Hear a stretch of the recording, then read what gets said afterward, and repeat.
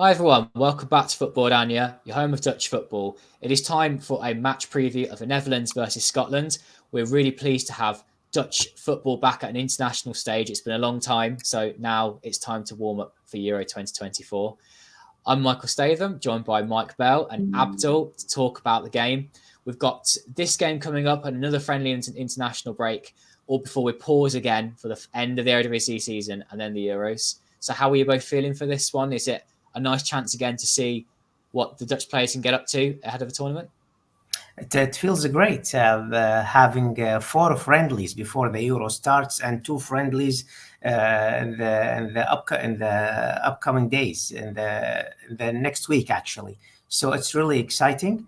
We did not see that in the World Cup before the World Cup started. We did not see this preparation. Now we're seeing it. We have 2 friendlies now and 2 friendlies on, I think, June, in the beginning of June. So it's going to be something very good to see Orania and to test as many players as we can.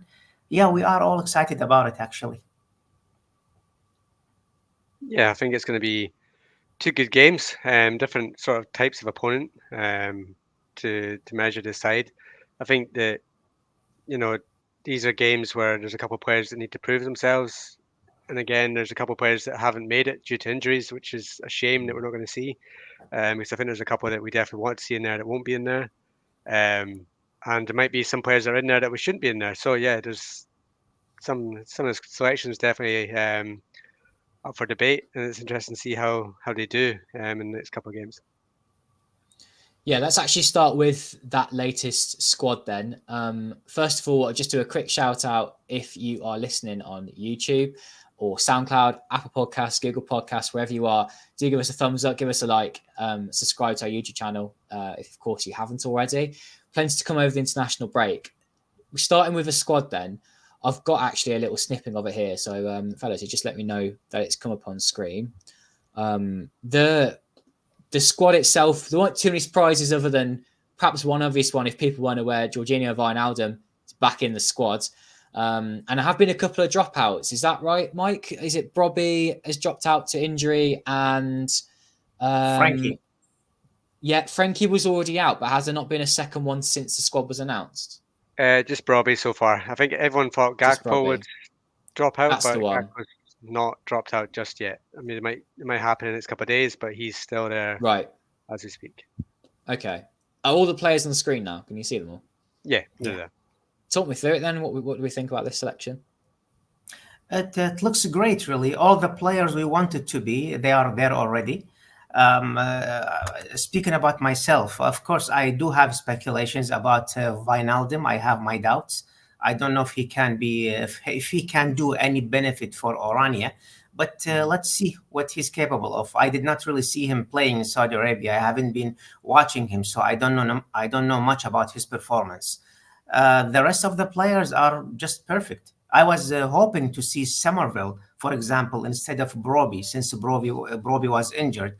But surprisingly, Koeman did not really call any other players, Yeah, I think it's a shame that Brobby's dropped out. I think that he's the one that I would see up front, see how he could gel with, Memphis, with Simmons, what sort of partnership they could, gel together against these two sides. And I think we all want to see Joshua Zirkzee in there as well. I don't think he probably would have made the last squad using a provisional one. But, if Robbie dropped out, maybe he would have got in there. Something that's a bit exciting to see going into the games. But, the only new face they've got there is Quentin Timber, who deserves it based on his form for Feyenoord. I think he's been excellent recently. But yeah, the big worry for me is that, Wijnaldum's there. And Koeman said in his press conference today that he's definitely got to play both games. So, yeah, that for me is a bit, there's players that are performing at a much higher level than he is that we want to see gelling together and playing together. I don't see why we need to go back and have a look at Wijnaldum again when we know that, at age of 33, he's probably not the future and he's not got the legs that he once had to really benefit the midfield over somebody like Timber or Weaver or even, Darun.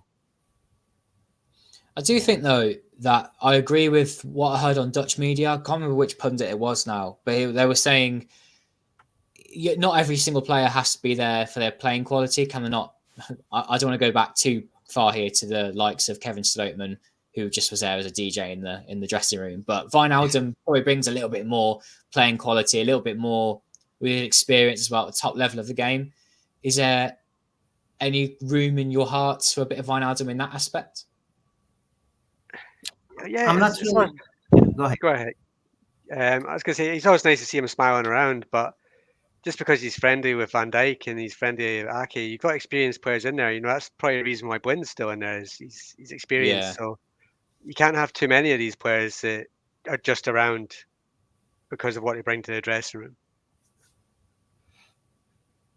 Yeah, and also, you first, Koeman, Abdul. Koeman said also Wijnaldum will take a part in both matches, So he's planning to let him play. I don't know if he's going to play as a starter or maybe just a few minutes. I don't know, really.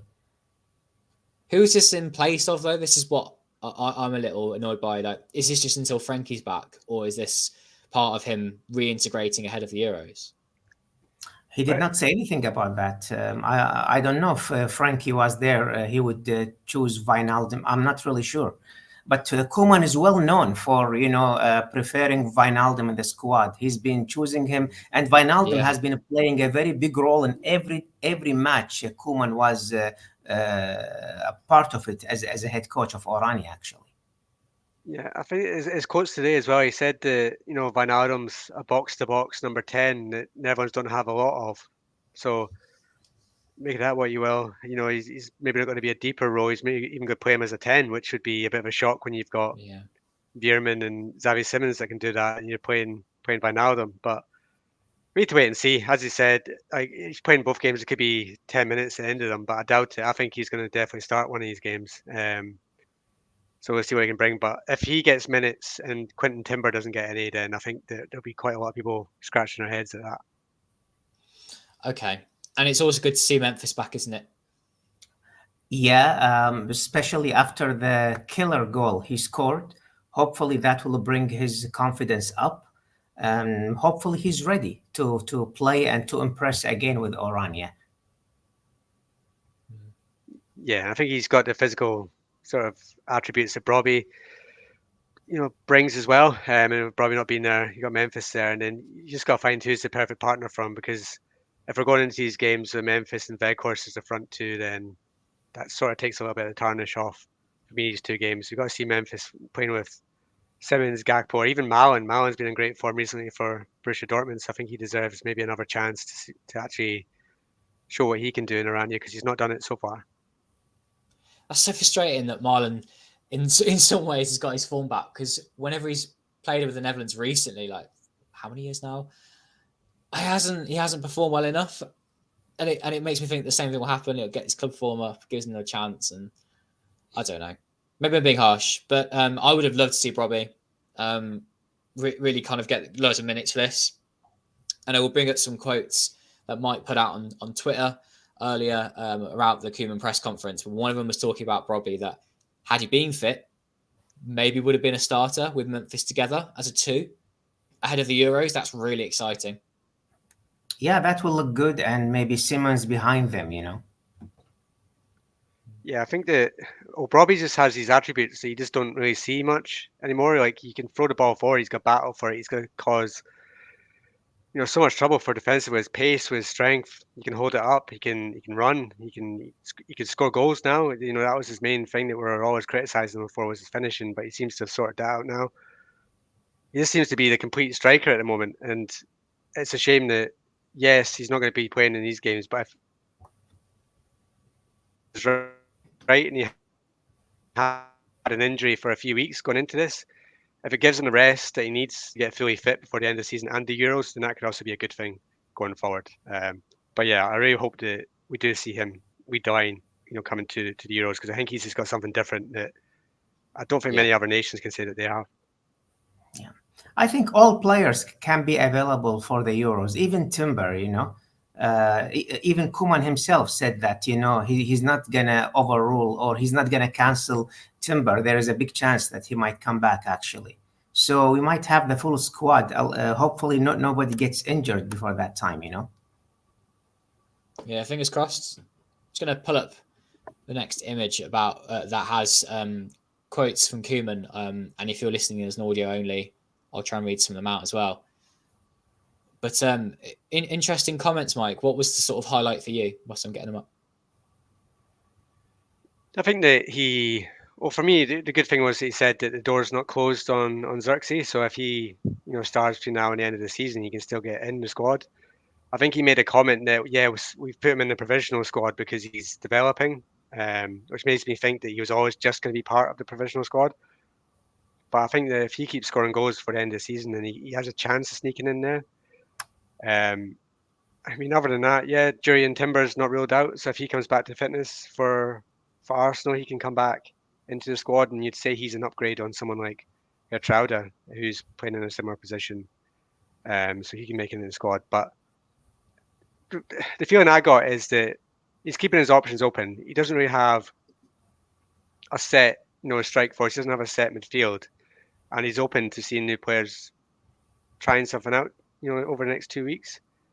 And what that'll look like in these 2 games, we'll see. But I think, he mentioned that other nations will be jealous of us in terms of the strength and depth that we have in defence and in midfield at the moment.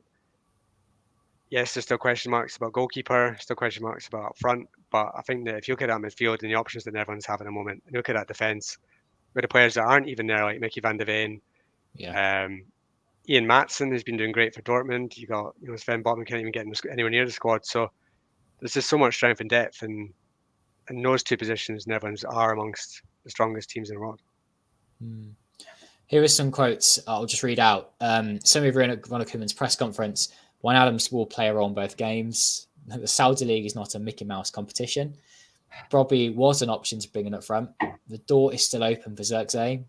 Koeman feels that Memphis is close to top form, but cannot play 2 full games. He wouldn't rule out Jurriën Timber out of the Euros, which is great. Likes the new home kit, which I'll come on to in a minute, the kit. Frimpong is playing as an attacking winger for Leverkusen, in his opinion, and thinks other nations can be jealous of our defence and midfield options. Abdul, what stuck out there for you? Well, everything he said was very optimistic, and that feels really good. And I would add maybe that many nations will be also jealous of the front line. There is Brobbey, Memphis, Gakpo, Simons, Malen, not to mention Xerxes, not to mention Bergwijn, maybe if he gets back. I mean, he played in the last few minutes with Ajax and he scored. So I think the entire team is in great form now. The only thing that I wasn't convinced of was Wijnaldum, actually. I wasn't sure of what he said about Wijnaldum.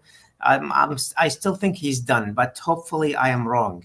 One thing also he mentioned about Frimpong and Dumfries playing at the same time, in the same match, since Frimpong kind of play as a winger and, of course, Dumfries as a right back.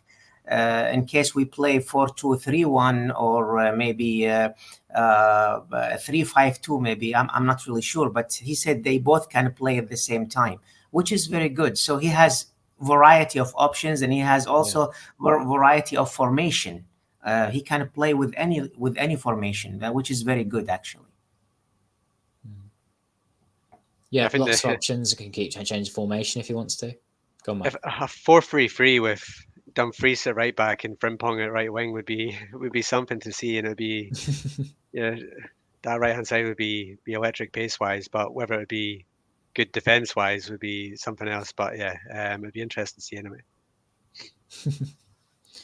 And then I wonder whether teams would be jealous of our kit. I have to say, I do like the home and away kit.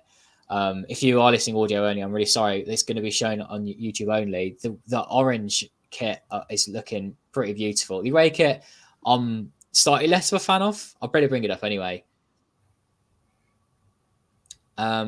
Share the kit. What do you both think about this, Sam? I love it. Finally, no bright orange, the 2022 kit. I'm really glad. It was like yellow, wasn't it? Yeah, it was pretty much yellow. I'm really glad it's over. I love the new one. Some fans were not really happy with it. I saw the I read the words on Twitter. Some fans are not really happy with it, but I think it's beautiful. I loved it. The home and the away kit, actually. Yeah, I really like the home kit. I mean, I know that Nike's coming into criticism because it's the same design for quite a few nations. Like the England one Oh, is the here we go exact same again. design, but it's just white. Yeah. So I understand that criticism, but if I look at that kit, it's a great looking kit, and it reminds me of the one in 2010. Same sort of Yeah. borderline, same sort of stripes down the middle, but they were white instead of blue. But I actually think the darker color works even better. So Mm. I think it looks good. And then they got to a final in that kit, so if they can get to a final in this one, then who knows? But yeah, I I really really like like it. the It's much badge. better. It's much better. Yeah. Yeah, 100%. I didn't know that they branded all the kits the same. I can understand why, but I didn't know that, and I only saw this kit in isolation, and I really like the shirt, so that's probably Yeah. why I like it. If you look at the England one, it's even got the same sort of patchy pattern all the way through it, Mm. but just white. But yeah, I think that the Netherlands just, apart from the last kit, the Netherlands just has the best kits, I think, in international football. Don't The they? best color, Yeah. and yeah, I think that this is another win after the last one was a loss. Okay. How about the away kit then? I'm gonna bring it up. Well, I said that I really loved it, but I'm not sure about you guys. Yeah. Uh, I don't like the white one for the away kit. I always prefer a dark color. So I was happy blue was the color actually. It reminds me of 1998 World Cup where the away kit was blue. The 2014 also away kit was blue. I think that this could grow on me, but the minute I prefer the home kit, and if you say which one would I buy, I'm 100% the home kit. But over Yeah. time, I think you've got to see the players wearing it as well, which I did see some comments like that on Twitter about this kit in particular. Like you got to see them wear it before you get a good opinion on it. It just reminds me of like someone that's got a paint roller though, and it's just rolled orange down a blue, like they're trying to Yeah. change the color of their wall. Yeah, the pattern's a bit strange, but it's different. And the main thing is, if Netherlands Yeah. winning it, then it's going to be the best away kit if they win the tournament. So we'll love it. So yeah, it doesn't really matter in the end what the kit looks like. As long as the players in it play well, then that's all Yeah. that matters. Right then, guys, the kit's lovely, but we've got a game to talk about, haven't we? Which we've not even touched upon at all yet. It's a Scotland preview. And I thought that we wouldn't need to get a guest as we've got someone here that's got a Scottish accent, so guess that'll do. Mike, I love watching John McGinn play for Aston Villa. He's obviously a key player within this side. You've got the likes of McTominay, Robertson from the Premier League. The quality's there for Scotland. It's going to be a good game. And I don't think we want an easy game at the moment. We actually want a good challenge for the Dutch to face. It just feels like Scotland are that kind of game that's not going to be as taxing as, say, playing in Italy or France, but equally a good competitive game to get them ready. Yeah, I think the thing about Scotland is that they keep improving, and you're talking about Scotland 5, 10 years ago being a small nation, never made it to tournaments, never made a tournament since 1998. They finally went to the Euros. They drew England in the Euros. The same sort of group of players is still there now. You got McGinn, you got Robertson, Tierney. You got players coming through as well. You got Lewis Ferguson, who's doing really well at Bologna. If you can get in the side, you got Shankland, who plays for Hearts. He's an up and coming striker. I think that they've got strength in certain areas like McTominay keeps scoring goals for them. Again, McTominay and McGinn are a good central midfield pairing. You've got Robertson darting up and down the left. You've got players like Hickey who can play on the right as well. The issue for Scotland is up front. They've got some class players in midfield and in defence, but up front they've got championship quality. You've got Che Adams, you've got Wyndon Dykes, and then you've got someone that's playing for Hearts at the moment as their striker options. And they actually took 4 goalkeepers in the squad.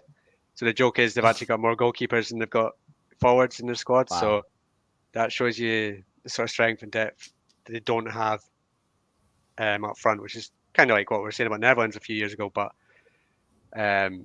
Yeah, I think that it'll be a physical game. I think that it'll be a battle in midfield. You know, McGinn in there, McTominay in there against whoever Koeman decides to go in that midfield. I think it'll be a battle in there. As long as the Netherlands defence switches on at set pieces, I don't think Scotland have that much threat going forward.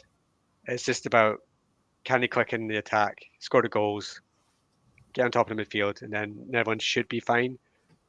But it wasn't so long ago, 2021, where the two nations played a friendly and it was 2-2 in the Netherlands. You know, it needed a Memphis Depay 89th minute equaliser to earn a draw. So, yeah, I don't think you can discount Scotland, especially since they've had good results against Spain recently. But I think this is a game that everyone should be winning pretty comfortably. Yeah, it's going to be a game where I don't think Netherlands will blow Scotland away because of their defensive quality. I think in midfield, and everyone's just got to keep moving it. As you've got players like McGinn who are real quality players and will battle really hard in there.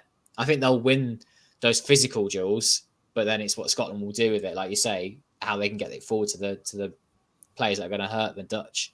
Playing the counter attack maybe could be a way Scotland could do that to get past this Netherlands strong back five. Does Scotland still play a back five as well?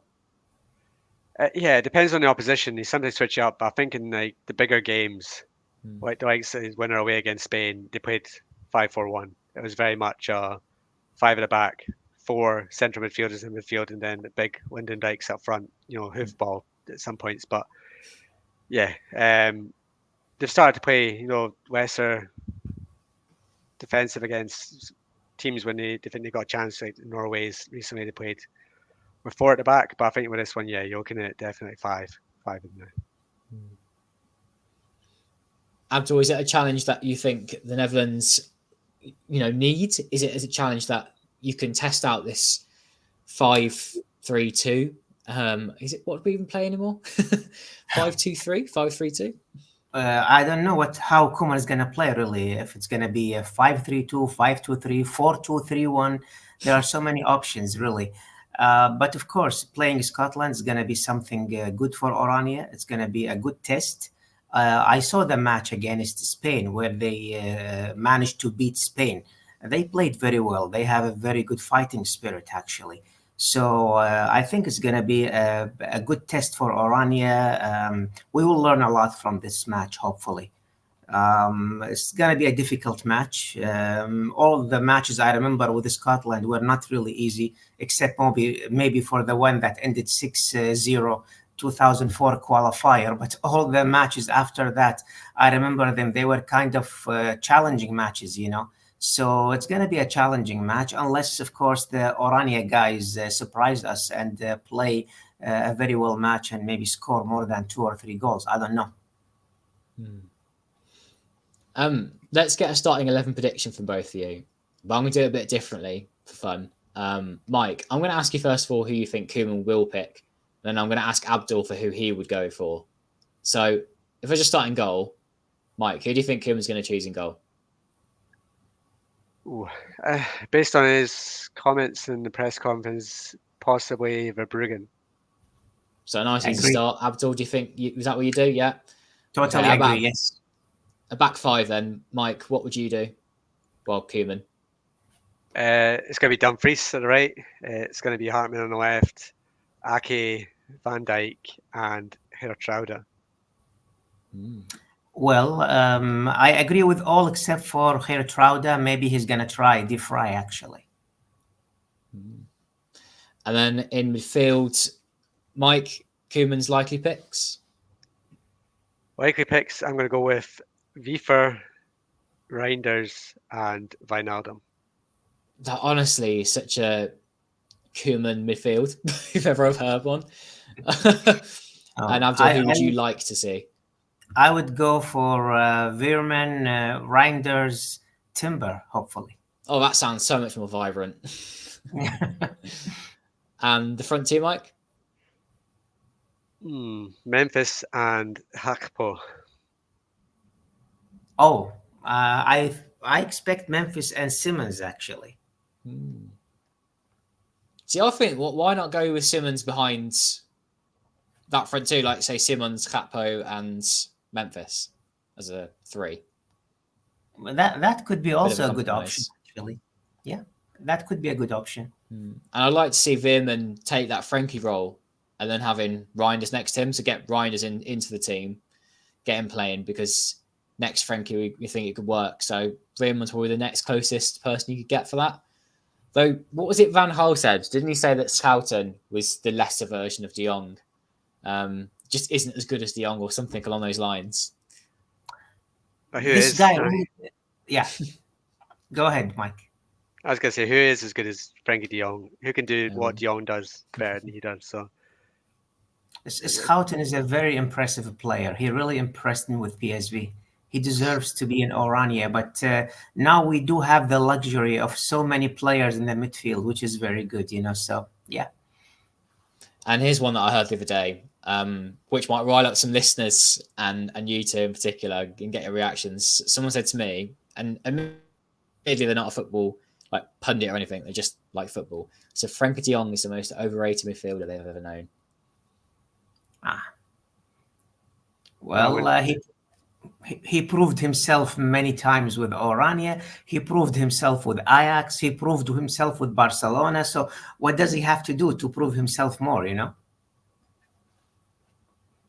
Yeah, totally agree. I mean, there's a lot more players I'd say are a lot more overrated than Frankie De Jong is. I think he's underrated. He's in a very poor Barcelona side at the moment, and he doesn't get the credit he deserves. When he plays for the Netherlands, he always, not all, I don't want to say always, because there's been a few bad performances, but I think that he's so important to this side, and the way he picks up the ball in defence, always drives it forward, always looking for it, never shies away from the challenge. So yeah, yeah, underrated. Unbelievable. No, he's definitely not. Okay. Overrated, I mean, sorry. Overrated, yeah. Underrated, no overrated. Yeah. I was shocked for a second. Yeah. I think his reputation now is probably not underrated really by many people, but I think it's got to the point where some people have said he's overrated. Being with Barcelona, surely he can get a move this summer, have a good Euros tournament, and he can't really go to an Italy, can he? He wouldn't go to Real Madrid, so Premier League? I would love to see him in the Premier League, seriously. I would love to see him there, especially with a stable team. Maybe you will hate me for this. Maybe Liverpool, for example, or Man City, a team that is completely stable. Yeah. So. Yeah, quality player. And anyway, guys, in terms of the match itself, how do you both see it going? Do you have any predictions? Mike? I'm going to go for a steady, undramatic 2-0 victory for Netherlands. Yeah, I would say 3-0 for Oranje. I'm going to be the pessimistic one again, because that's what I'm like. I'm going to say 1-1. I think the Netherlands aren't going to be driving home the point. I think they're missing Robbie. Memphis won't play the full game. They're missing Frankie.